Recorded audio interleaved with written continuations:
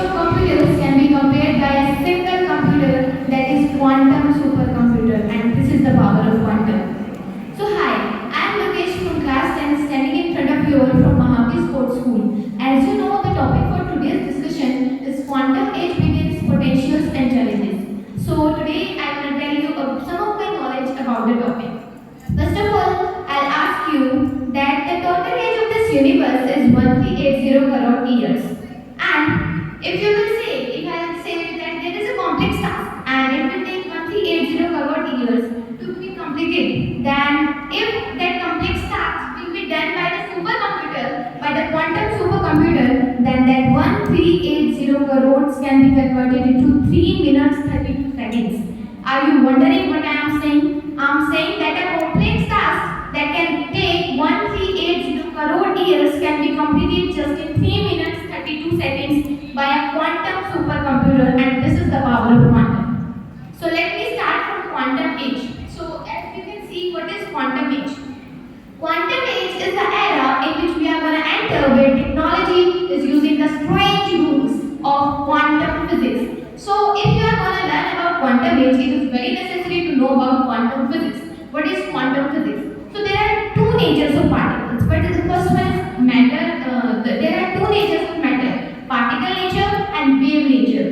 And this one, quantum physics, is the branch where it is also written on that branch of physics dealing with the study of dual nature of matter is said as quantum physics, and it is very necessary. In our next slide, it is written that who was the inventor of quantum physics. The invention of quantum theory was given by Max Planck nearly in 1900. After that, Einstein and Niels Bohr were also the scientists which also contributed so much in it. Next was Einstein, who gave the photoelectric effect and said that, and he also said that I just don't believe in the superposition. I'll tell you about superposition after that. Then you will see Niels Bohr also gave a mathematical framework and also gave a structure of atom based on the quantum theory. After next, there are some basic definitions. I'm wondering that all of us who came over here did not tell anything which is written on here. First one is quantum. What is quantum? When there is many matters and the smallest unit, for example, in first there were many big and big computers like this is a room and it can adjust only 2 to 3 computers at that time. But now we have quantum computers that are just shaped as a square and just they are very little. What is the transformation, and this is the quantum.